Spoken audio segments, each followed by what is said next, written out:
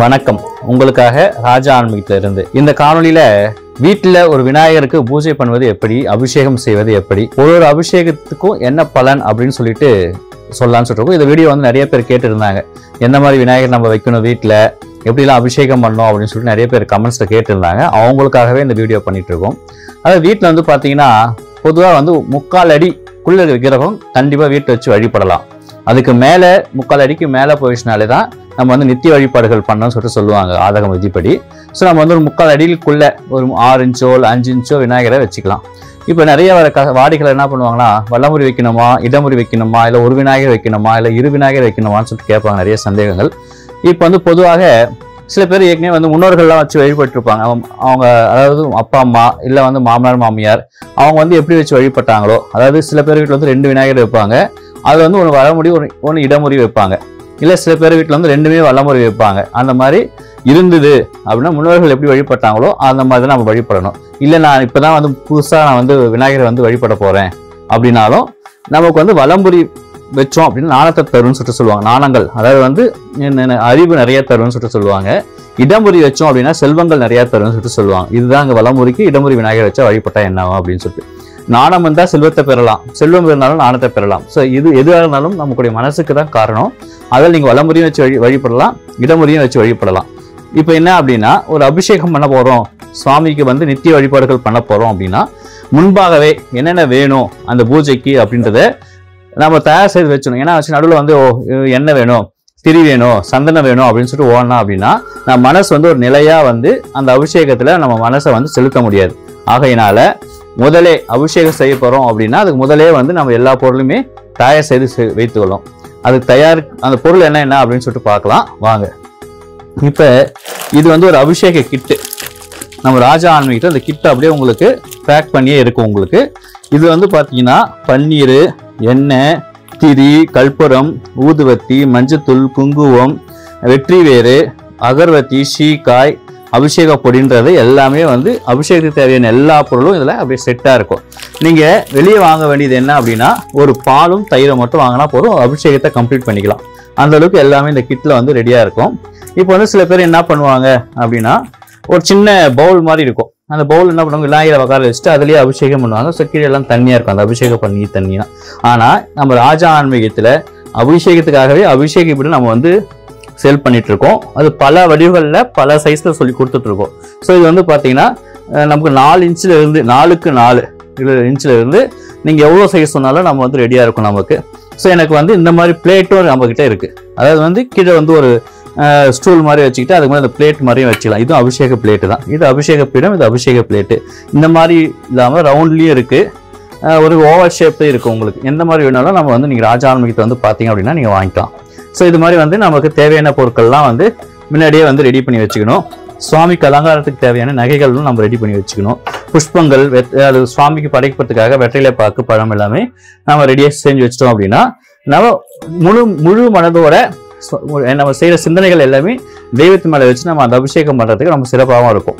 அதே மாதிரி வந்து ஒரு அபிஷேகம் பண்ணுறோம் அப்படின்னா முதலே வந்து ஒரு சிறிய விளக்கு, நம்ம வீட்டில் இருக்க காமாட்சி விளக்கோ இல்லை வந்து அகல் விளக்கோ ஏதோ ஒன்று ஏற்றி வச்சு தான் நம்ம அபிஷேகத்தை ஸ்டார்ட் பண்ணோம். இப்போ அபிஷேக பொருளாக எல்லாமே இருக்குது அப்படின்னா அது எல்லாமே வந்து அழகாக சீக்கிரமாக பண்ணோம் அப்படின்றதுக்காக என்ன பண்ணுறோம், ஒரு பாத்திரத்தில் ஏற்கனவே வந்து எடுத்து ரெடி பண்ணி வச்சுக்கிறோம். இப்போ வந்து உங்களுக்கு ரெடி பண்ணுறாங்க பாருங்க.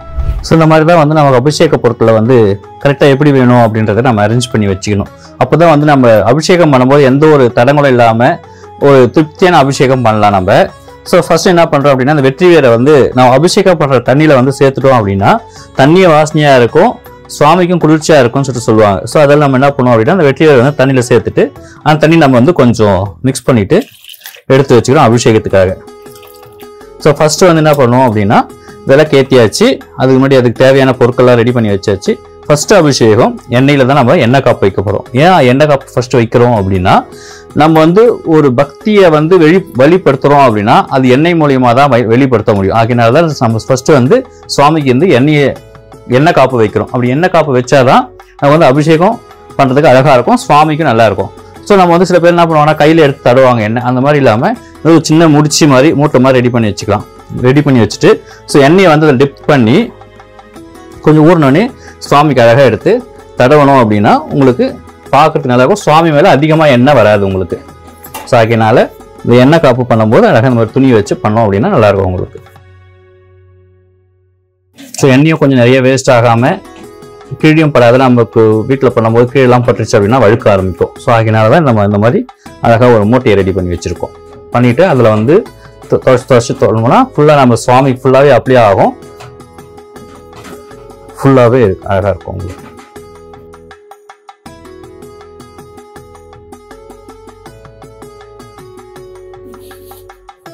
ஸோ நம்ம வந்து எண்ணெய் காப்பு பண்ணிட்டோம் அப்படின்னா அழகாக இருக்கும் பார்க்கறதுக்கு நம்ம விக்கிரகம். ஸோ இதுக்கு மேலே நம்ம அபிஷேகம் பண்ணோம் அப்படின்னா அருமையாக இருக்கும் நம்ம பார்க்கறதுக்கு. ஸோ ஃபஸ்ட்டு வந்து நம்ம எண்ணெய் தடவிட்டோம், அதாவது நல்ல சுத்தமான தண்ணீர் பண்ணோம் அப்படின்னா உங்களுக்கு மனசாந்தி கிடைக்கும். நமக்கு தண்ணீரில் அபிஷேகம் பண்ணோம் அப்படின்னா மனசாந்தி கிடைக்கும். அதுக்காக தான் நம்ம வந்து ஒரு அபிஷேகத்துக்குமே வந்து தண்ணி நம்ம பயன்படுத்துகிறோம். ஸோ அபிஷேகம் பண்ணிட்டோம் தண்ணியில் பண்ணோம் அப்படின்னா மனசாந்தி கிடைக்கும். ஸோ நமக்கு வந்து இங்கே ஒரு சின்ன பாத்திரம் வச்சுக்கோம், ஏன்னா இந்த தண்ணி வந்து கீழே விழும் இல்லைங்களா, அதை கலெக்ட் பண்ணுறதுக்காக சின்ன ஒரு பாத்திரம் வச்சுருக்கோம். ஸோ அதுக்கு அடுத்து வந்து சீக்காய், இந்த மாதிரி வந்து வட்டியில் ஒன்று எடுத்துக்கணும். ஏன்னா அபிஷேகத்துக்கு வந்து கலந்து ஊற்றுறதுக்காக நம்ம ஒரு வட்டியில் எடுத்துக்கிட்டு அதை வந்து சீக்காய் ஆட் பண்ணிக்கிறோம். நம்ம ஃபர்ஸ்ட் வந்து சீக்காய் ஸோ இந்த மாதிரி தண்ணியில் போட்டு ஊற்றி ஸோ கையில் மிக்ஸ் பண்ணோம் அப்படின்னா அது வந்து நல்லா இருக்காது சுவாமிக்கு. அந்த மாதிரி இந்த மாதிரி உட்டன் ஸ்பூன் நம்ம ராஜா ஆன்மீகத்தே கிடைக்கும் உங்களுக்கு. இந்த மாதிரி ஒரு உட்டன் ஸ்பூன் வச்சுட்டு பண்ணிங்கன்னா அப்படின்னா ப்ராப்பராக மிக்ஸ் ஆகும், சுவாமிக்கும் ரொம்ப சுத்தமான ஒரு அபிஷேகமாக நமக்கு கிடைக்கும் உங்களுக்கு. ஸோ ஸ்ரீகாய், ஸ்ரீகாயில் அபிஷேகம் பண்ணோம் அப்படின்னா எதிரிகளை நம்ம வந்து பயந்து போவாங்களாம் அப்படின்னு சொல்லிட்டு சொல்கிறாங்க. அதில் நம்ம ஸ்ரீகாயில் அபிஷேகம் பண்ணுறோம். ஸ்ரீகாயில் பண்ணிவிட்டு அதுக்கப்புறமா திருப்பியும் தண்ணீர், சுத்தமான தண்ணீரில் அதிகபட்சமாக வந்து செப்பு பாத்திரத்தில் அபிஷேகம் பண்ணுறதுக்கு நம்ம ட்ரை பண்ணுவோம் வீட்டில். ஏன்னா அப்படின்னா செப்பு வந்து பாசிட்டிவ் எனர்ஜி அதிகமாக இருக்கும், அதனால் செப்பு பாத்திரத்தில் நம்ம அபிஷேகம் பண்ண ட்ரை பண்ணுவோம். ஸோ அடுத்தது தண்ணீர் ஊற்றிட்டோம். அதுக்கு அடுத்தது கதம் பொடி இல்லை அபிஷேகப்படி என்று சொல்லக்கூடிய மூலிகை பொடி. மூலிகை பொடி பண்ணோம் அப்படின்னா வீட்டில் வந்து செல்வங்கள் குறையாது அப்படின்னு சொல்லுவாங்க. ஆகையினால தான் நம்ம வந்து இது அபிஷேக பொடியில் அபிஷேகம் பண்ணுறோம். ஸோ இது வந்து அபிஷேக பொடியில் மொத்தம் வந்து 12 வகையான மூலிகை பொருட்கள் இருக்குன்னு சொல்லிட்டு சொல்லுவாங்க. ஜாதிகா, ஜாதிபத்ரி, மாசிக்காய், இந்த மாதிரி சொல்லக்கூடிய 12 வகையான மூலிகை பொருட்கள் இதில் கலந்துருக்கும்னு சொல்லிட்டு சொல்கிறாங்க. ஆக நம்ம வந்து அபிஷேக பொடியில் அபிஷேகம் பண்ணுறோம் சுவாமிக்கு. எப்பவுமே வந்து கொஞ்சம் பொறுமையாக அழகாக பண்ணாதான் நமக்கு ஒரு திருப்தியும் கிடைக்கும். ஸோ கொஞ்சம் நேரத்தை ஒதுக்கி பண்ணோம் அப்படின்னா நல்லா இருக்கும் உங்களுக்கு. பண்ணிட்டோம் அப்படின்னா இந்த மாதிரி நம்ம வந்து ஏக ஆரத்தின்னு சொல்லிட்டு ஒன்று ரெடி பண்ணி வச்சுருப்போம். ஸோ ஒரு அபிஷேகம் பண்ணதுக்குமே நடுவில் சுவாமிக்கு ஒரு சின்ன பொட்டு,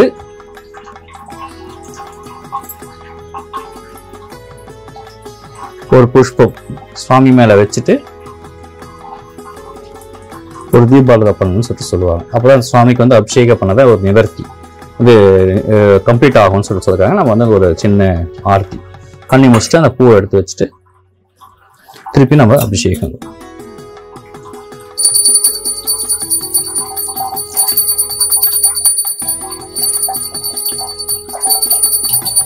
அடுத்த அபிஷேகம் வந்து மஞ்சளை பொறுத்த வரைக்கும் நீங்க வந்து கஸ்தூரி மஞ்சள் எடுத்துக்கிட்டீங்க அப்படின்னா ரொம்ப சிறப்பு. அதெல்லாம் வந்து கஸ்தூரி மஞ்சள் தான் உங்களுக்கு எடுத்திருக்கேன். கஸ்தூரி மஞ்சள் எடுத்துக்கிட்டீங்க அப்படின்னா சிறப்பு. மஞ்சள் பொடி வந்து உங்களுக்கு ராஜவசியம் சொல்லுவாங்க. மஞ்சள் தூள் வந்து ராஜவசியத்தை கொடுக்கக்கூடிய ஒரு அபிஷேக பொருட்கள் மஞ்சள் தூள். அதுவும் கஸ்தூரி மஞ்சள் தான் இன்னும் சிறப்பு அதிகம். ஸோ ஏன் ராஜயோகம் அப்படின்னா ஒரு மஞ்சள்ன்றது ஒரு மங்களகரமான பொருள்ல முதன்மையான பொருள். ஃபர்ஸ்ட் பொருள் மங்களகரமான பொருள் அப்படியே ஒரு விசேஷம் அப்படின்னா தான் அதில் வந்து ஃபர்ஸ்ட் நம்ம வந்து மஞ்சள் தூள் தான் வாங்குவோம். ஸோ அதான் வந்து ராஜவசியம் கூடிய பொருட்கள். இப்போ சுவாமி கிட்ட இருந்து நம்ம எல்லா வசியத்தையும் வாங்கணும் அப்படின்னா ஃபர்ஸ்ட் வந்து மஞ்சள் தூளை தான் நம்ம அபிஷேகம் பண்ணணும். அதனால தான் இந்த மஞ்சள் தூள் வந்து வசிய பொருட்கள்ல ராஜவசியம். வசிய பொருட்கள் நிறைய இருக்கு, அதுலேயும் வந்து முதன்மையானது ராஜவசியம் அப்படின்னு சொல்லக்கூடிய மஞ்சள் அபிஷேகம் நம்ம பண்ணிக்கணும் விநாயகருக்கு. ஸோ ஃபர்ஸ்ட் வந்து கிரீடத்துல இருந்து ஊற்றி தும்பிக்கை, நெக்ஸ்ட் வந்து வலது கை, அதுக்கடுத்து இடது கை பக்கம் படிக்கணும், அதுக்கப்புறமா கால். ஸோ இந்த மாதிரி தான் வந்து ஒரு அபிஷேகம் வந்து நம்ம பண்ணணும்.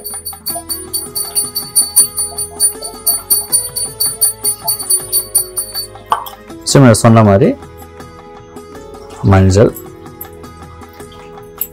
குங்குமம், ஒரு புஷ்பம் வச்சுட்டு ஒரு தீபாராதனை பண்ணிக்கிட்டோம் அப்படின்னா அந்த அபிஷேகம் வந்து பூர்த்தி ஆயிடுச்சு அப்படின்னு சொல்லிட்டு அர்த்தம்.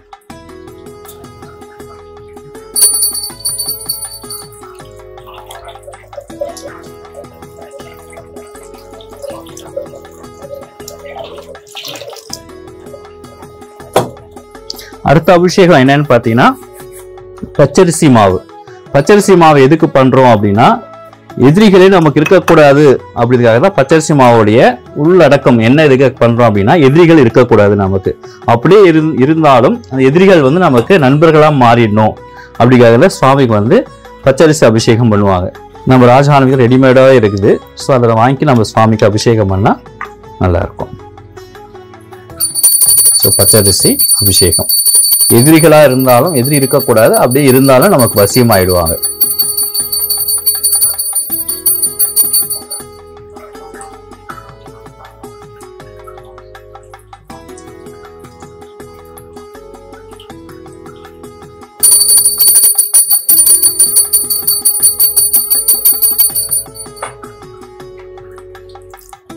அதுக்கடுத்து ஒரு நீர், நல்ல சுத்தமான நீர்.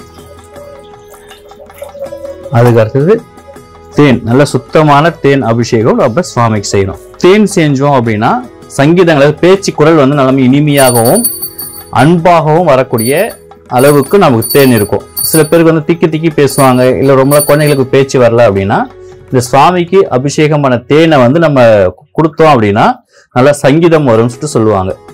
ஸோ அதுக்காக தான் நம்ம தேன் அபிஷேகம் பண்றோம் சுவாமிக்கு. சுத்தமான தேன்ல பண்ணோம் அப்படின்னா ரொம்ப சிறப்பானது.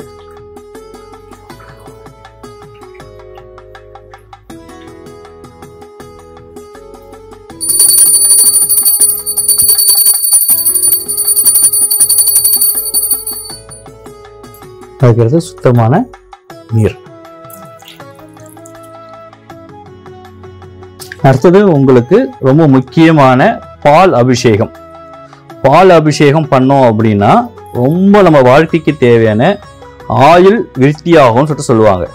நோய் நொடிகள் இல்லாமல் இருந்தாலும் மட்டும் நம்ம ஆயுள் வந்து ரொம்ப காலம் வாழ முடியும். ஸோ அதுக்காக தான் நம்ம வந்து பால் அபிஷேகம் பண்றோம். அபிஷேகத்திலே ரொம்ப சிறந்தான அபிஷேகம் என்னன்னு பார்த்தீங்கன்னா பால் அபிஷேகம். ரொம்ப பயபக்தியோட நமக்கு பால் அபிஷேகம் விநாயகருக்கு பண்றோம். சுத்தமான பாலா இருந்தா ரொம்ப சிறப்பு. பாக்கெட் பால்லாம் பயன்படுத்தாத சுத்தமான பால் பயன்படுத்தினோம் அப்படின்னா ரொம்ப விசேஷமானது.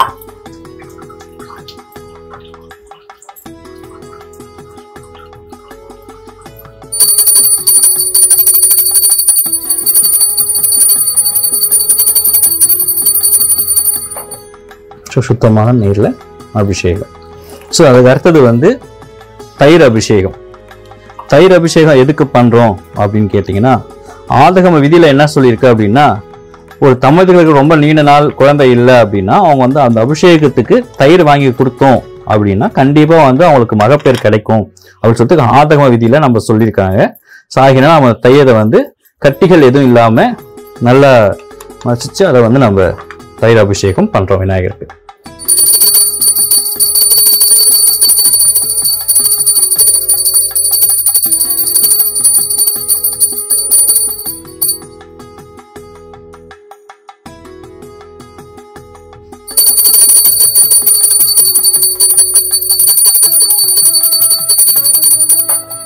சுத்தமான நீரில் அபிஷேகம். ஒரு அபிஷேகத்துக்கும் நம்ம சுத்தமான நீரில் பண்ணோம் அப்படின்னா தான் அடுத்த அபிஷேகத்துடைய பலன் கிடைக்கும்னு சொல்லி சொல்லுவாங்க. ஸோ அதனால அழகான ஒரு சுத்தமான நீரில் அபிஷேகம் பண்ணிட்டோம். அதுக்கு அடுத்தது உங்களுக்கு ரொம்ப முக்கியமான விபூதி அபிஷேகம். விபூதி அபிஷேகம் என்னன்னா நம்ம நெற்றியில் இருக்கு அப்படின்னா என்ன எல்லா வகையான செல்வங்களும் நமக்கு கிடைக்கும். நம்ம காலையில ஒரு விபூதியை வச்சுட்டு வெளியே போனோம் அப்படின்னா எல்லா வகையான செல்வங்களும் கிடைக்கும். எப்ப எந்த விபூதி வச்சுட்டு போனோம் அப்படின்னா சுவாமிக்கு அபிஷேகம் பண்ண விபூதிகளை வச்சுட்டு போகணும்னு சொல்லிட்டு சொல்றாங்க. அதனால விபூதி அபிஷேகம். விபூதியை வந்து தண்ணியில குழைச்சி மிக்ஸ் பண்ணி போடக்கூடாது. இந்த மாதிரி தான் நமக்கு மேல வந்து அழகா தூவி அபிஷேகம் பண்ணணும். நம்ம சிவனுக்கு ரொம்ப உகந்த விபூதி இது. அதுல ஒரு மகனுக்கும் நம்ம 5 கரத்தனுக்கும் நம்ம இந்த விபூதி அபிஷேகம் பண்றோம்.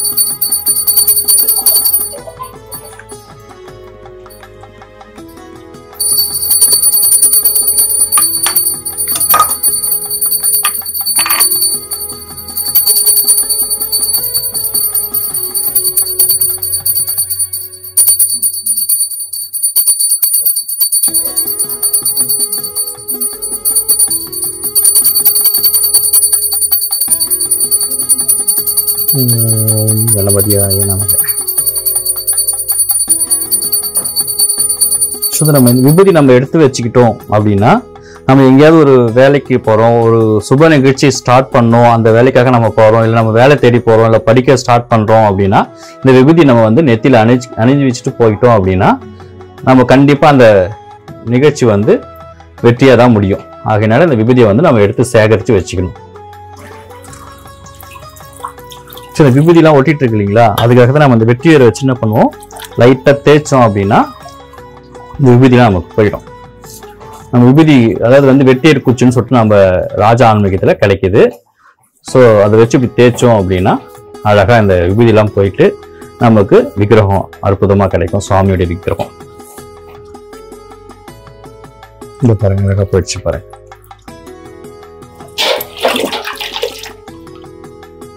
அடுத்தது நம்ம வந்து சந்தன அபிஷேகம் பண்ண போகிறோம். நம்ம என்ன பண்ணுவோம், சந்தனம் கட்டி இருக்கிறதால கொஞ்சம் முன்னாடியே வந்து ரெடி பண்ணும் போதே நம்ம கொஞ்சம் பன்னீரை ஊற்றி இதில் வந்து நம்ம ரெடி பண்ணிவிடுவோம்.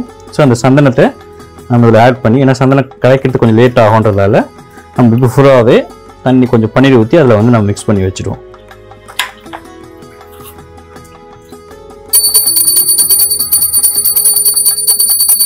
சந்தன அபிஷேகம் பண்ணோம் அப்படின்னா நமக்கு செல்வம், அனைத்து செல்வங்களும் 16 செல்வங்கள் சொல்றாங்க இல்லைங்களா, அந்த 16 செல்வங்களும் நமக்கு கிடைக்கும்னு சொல்லிட்டு சொல்றாங்க ஆதகம் விதியில.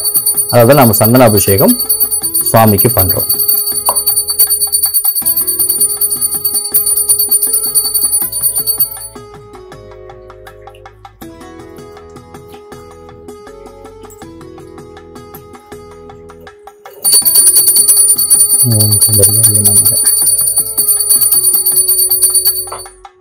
நம்ம சந்தனத்தையும் நம்ம எடுத்து வச்சு தினசரி நம்ம நெத்தியில வச்சுக்கிட்டோம் அப்படின்னா நம்ம உடம்பு குளிர்ச்சியா இருக்கும் அப்படின்னு சொல்லிட்டு சொல்றாங்க. ஆகையினால நம்ம சந்தனத்தை வந்து நம்ம விநாயகர் மேல இருந்து எடுத்து சேகரித்து வச்சு நம்ம தினசரி நம்ம நெத்தியில வச்சுக்கலாம். அதுக்காக நம்ம சந்தனத்தை எடுத்து வச்சுக்கிறோம். அதுக்கு அடுத்தது என்ன பண்றோம் அப்படின்னா, தீர்த்த அபிஷேகம் சொல்லிட்டு சொல்லக்கூடிய நம்ம பச்சை கற்பூரம், ஏலக்காய், லவங்கம், ஜாதிகா, ஜாதிபத்திரி, குங்குமப்பூ, இது மாதிரி சொல்ற வாசனை திரவியங்கள்ல நம்ம தீர்த்த அதை பவுடரா அரைச்சிட்டு நம்ம வச்சிருக்கோம். ஸோ அதை வந்து நம்ம பண்றோம் அப்படின்னா நமக்கு வந்து தீர்க்க ஆயுள்கள் கிடைக்கும். அதாவது நோயற்ற வாழ்வு குறையற்ற செல்வங்கள்னு சொல்லக்கூடிய 16 செல்வங்களும் கிடைக்கும். அது இல்லாமல் வாழ்க்கையில் எந்த நோயும் இல்லாம நொடிகள் இல்லாம சீரம் சிறப்பமா வாழறதுக்காக அந்த தீர்த்த அபிஷேகம் பண்றோம். ஆகையினால இந்த தீர்த்த அபிஷேகம் பண்ணும்போது நம்மளால முடிந்தால் சொர்ணாபிஷேகம் பண்ணலாம் கூட. நம்ம சொர்ணாபிஷேகம் நகைகள், நம்மகிட்ட இருக்கிற நகைகளை வச்சு நம்ம சுவாமிக்கு அபிஷேகம் பண்ணலாம் வீட்டில். ஸோ அதனால நம்ம கழுத்தில் போட்டிருக்கிறதோ இல்லை வந்து கையில் அந்த மாதிரி போட்டக்கூடிய பொருட்களை வச்சு நம்ம அபிஷேகம் பண்ணுறோம். இதை வந்து நம்ம அப்படியே பண்ணக்கூடாது, கொஞ்சோட்டு பன்னீர் விட்டு நம்ம வாஷ் பண்ணிக்கணும். நம்ம கையில் போட்டிருந்தது இல்லையா, ஆகையினால இது கையில் இருந்ததை லைட்டாக தண்ணியில் வாஷ் பண்ணிட்டு அதுக்கப்புறம் நம்ம இதை சுவாமி மேலே அலங்காரம் பண்ணிடலாம்.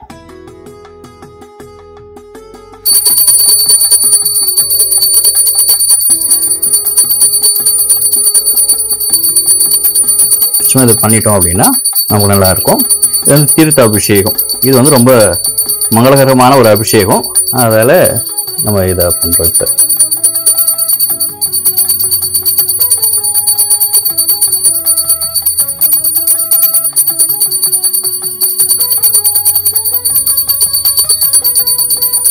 இது வந்து நம்ம கோவில்கள்லாம் பார்த்தீங்கன்னா அந்த கலசமாக வச்சு அதுக்கு பூஜைகள் பண்ணி நம்ம பண்ணுவாங்க. நம்ம வீட்டில் பண்ணும்போது நம்ம அப்படியே சாதாரணமாக பண்ணிக்கலாம். இது பண்ணோம் அப்படின்னா நம்ம வீட்டில் வந்து ரொம்ப வாசனைகள் அதிகமாக இருக்கும். இந்த அபிஷேகம் பண்ணும்போது வாசனை அதிகமாக இருக்கிறதால நமக்கு வந்து எந்த நேரமே வந்து பாசிட்டிவ் எனர்ஜி கிடைச்சிக்கிட்டே இருக்கும். இந்த தீர்த்தப்படி அபிஷேகம் பண்ணுறதால எங்கெல்லாம் வந்து வாசனைகள் இருக்கோ அங்கெல்லாமே தெய்வம் இருக்கிறதா நமக்கு வந்து ஐதீகம் சொல்லுது. ஆகையினா தீர்த்தபுத்தி அபிஷேகம் பண்ணும்போது என்ன ஆகும்னா வீடே ரொம்ப பிரகாசமா ஆயிடும். அதாவது வந்து அந்த வாசனை வந்து ஒரு பாசிட்டிவ் எனர்ஜி கொடுக்க வாசனையா இருக்கும். ஆகையினால நம்ம தீர்த்த அபிஷேகம் முடிஞ்ச அளவுக்கு பண்ணா நமக்கு சிறந்தது.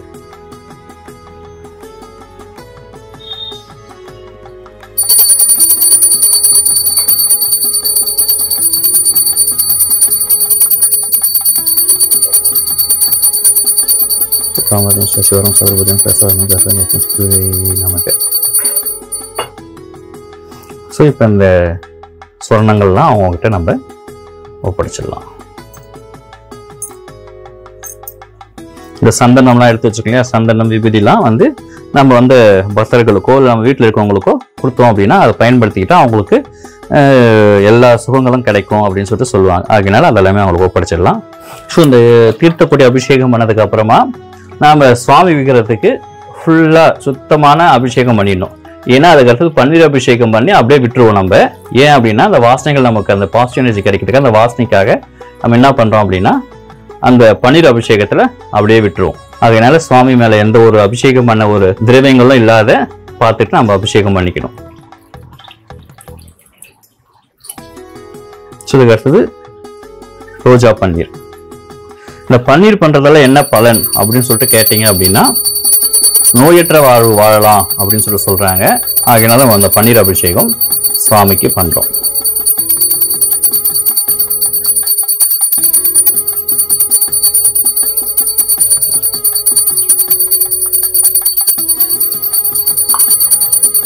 ஒரு தீபாராதனை பண்ணிக்கிட்டு நம்ம அபிஷேகத்தை நிறைவு பண்ணிக்கலாம்.